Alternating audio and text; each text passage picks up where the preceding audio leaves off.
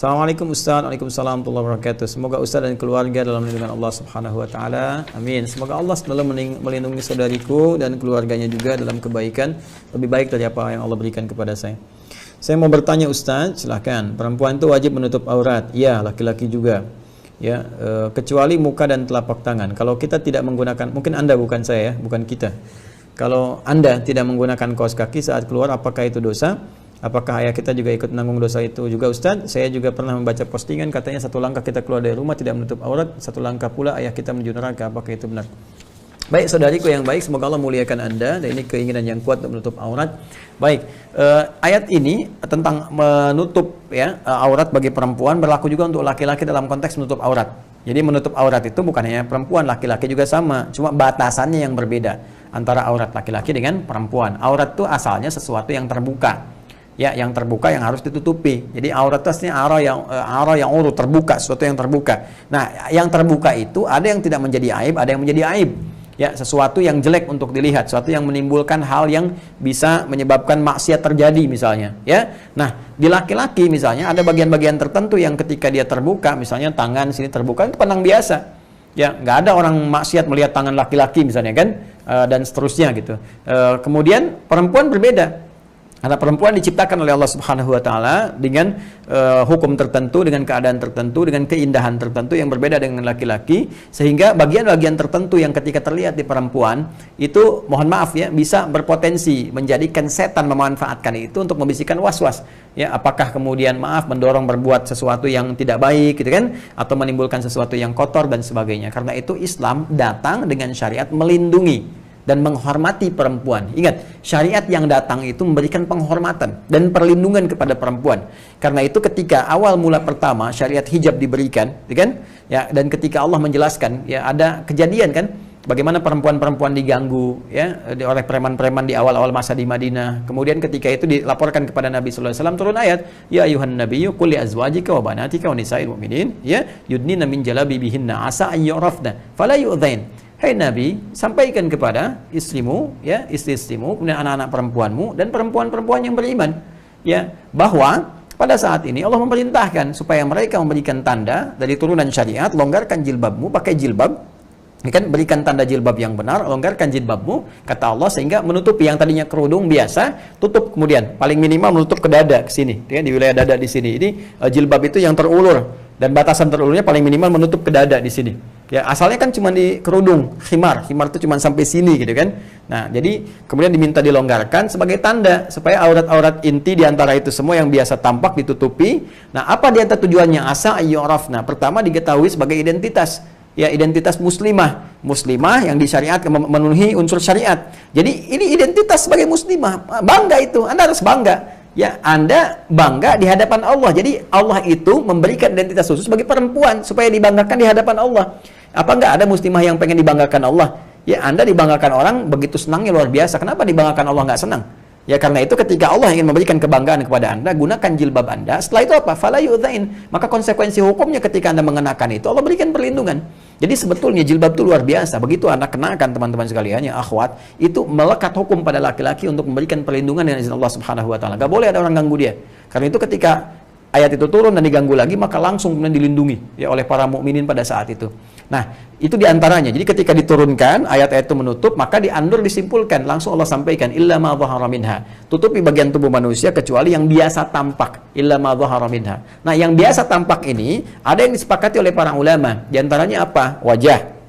Ini biasa tampak. Kemudian telapak tangan, ini biasa tampak. Karena ini biasa tampak, ya saudara-saudariku, ya terutama para akhwat, maka ini disepakati, ya perempuan boleh, ya terlihat kemudian wajahnya, tetap dia menggunakan jilbab misalnya, tapi bagian wajah boleh tampak. Kecuali pada kondisi tertentu, ya di antara perempuan dengan dua sifat. Satu yang misalnya khawatir dengan wajahnya yang menjadi fitnah misalnya, ya karena ada ujian kecantikan ya yang luar biasa. Walaupun orang mengatakan cantik itu relatif tapi jelek itu mutlak misalnya kan, tidak demikian pula karena ada kecantikan-kecantikan tertentu yang disepakati. Ya misalnya kalau ngelihat wajah tertentu, maka misalnya ada tersirat sesuatu, atau kadang orang jalan bisa nabrak tiang misalnya kan, ya ketampanan juga bisa begitu ketika kasusnya Nabi Yusuf alaihissalam itu kan, ketika melihat jadi bengong, teriris kemudian tangan dan sebagainya, ada kondisi-kondisi demikian. Maka kalau wajah bisa menghasilkan fitnah sehingga memancing berbuat maksiat atau punya niat jahat, ya ada motif tertentu, tapi kan itu kan kejahatan terjadi karena niatnya, bukan itu juga Joni. Ya kadang-kadang terjadinya itu karena penampilan kita membuat dia terangsang untuk berbuat jahat, muncullah niat itu kan nggak mungkin muncul kalau tidak ada objek yang terlihat atau terdengar atau terasakan. Nah ini, jadi ketika dia melihat, mendengar, merasakan dan mengamati itu semua, baru muncul niat. Ya kalau nggak ada itu nggak ada niat. Jadi begitu cara formulasi memahami hukumnya. Nah karena itu bagi perempuan demikian, maka dia menggunakan niqab misalnya, menggunakan cadar. Ya cadar untuk melindungi. Atau ada di antara perempuan yang kedua misalnya, dia ingin menjaga dirinya saja dengan misalnya naikkan untuk menjaga wajahnya gitu kan. Kemudian dia pakai niqab, sah-sah saja, nggak ada masalah di sini. Ya bahkan di madzhab Syafi'i itu menggunakan niqab, ya menggunakan niqab. Jadi boleh tampak yang di wajah ini, boleh menggunakan cadar, itu tidak ada persoalan.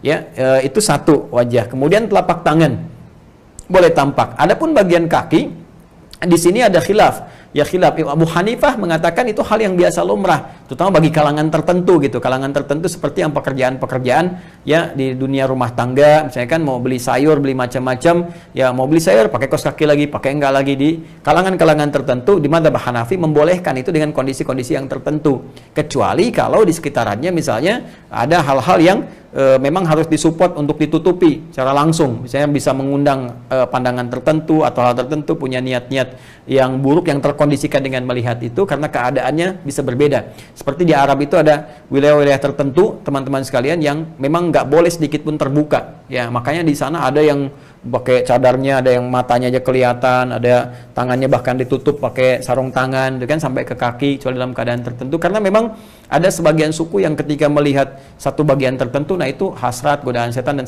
sebagainya itu bisa muncul. Nah jadi dalam konteks ini bagi perempuan yang biasa tampak itu wajah, kemudian telapak tangan. Jikapun ada pekerjaan tertentu yang sekiranya menjadikan kakinya bagian tertentu terbuka, maka tidak terlampau harus banyak terbuka, cari longgaran yang bisa menutupi. Jadi perempuan itu harus isbal. Ya perempuan itu menutupi ke bagian bawahnya. Maka jalan keluarnya kalau Anda dalam kondisi sedang demikian, ya maka Anda bisa gunakan yang lebih longgar sifatnya. Dan kalau baiknya kalau keluar itu menggunakan kaos kaki, ya. Menggunakan apa?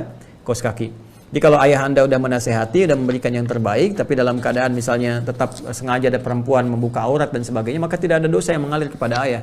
Kecuali kalau orang tua memfasilitasi, ini yang bahaya. Hati-hati para orang tua ya melihat tayangan ini. Justru orang tua memberikan pakaian-pakaian yang membuka aurat misalnya. Ya alih-alih ditutup, cariin pakaian yang sobek. Orang buat nutupin, cari yang sobek. Ngapain beli pakaian sobek? Wong jahitannya aja nggak sempurna gitu kan. Ya Anda kan cari pakaian itu buat menutupi. Ya kalau disobek ngapain dibeli gitu kan. Jadi mohon izin ya, mohon maaf ya, ini kan cara berpikir saja gitu, bukan model, tapi dalam konteks ini adalah menutupi bagian-bagian yang tidak harus tampak keluar. Jadi untuk perempuan sekali lagi, kalau dia keluar yang bukan mahramnya, maka yang disepakati untuk bisa dia tampak adalah bagian muka, wajah dengan telapak tangan. Adapun bagian kaki itu khilaf di dalamnya. Madzhab Hanafi membolehkan kalau dalam rutinitas yang biasa. Ya, tapi jumhur ulama lebih tetap mengatakan itu bagian dari aurat yang harus tutup menggunakan kaos kaki. Jadi saran saya pakai kaos kaki. Ya, pakai kaos kaki. Kalau tidak sengaja dalam kondisi tertentu, ya tidak ada masalah. Hukum tidak terletak kepada ketidaksengajaan. Ya, jadi kalau ada sesuatu yang terjadi karena kondisi darurat tertentu atau hal yang terjadi yang nggak bisa dihindari, gitu kan, maka itu tidak ada masalah. Ya, terjebak banjir, kemudian kaos kaki kotor, bisa menyebabkan kuman dan sebagainya. Tiba-tiba Anda mesti buka, itu kan kondisi darurat yang tidak sama dengan yang lain-lain sebagainya. Ya Allah Ta'ala a'lam bis-shawab.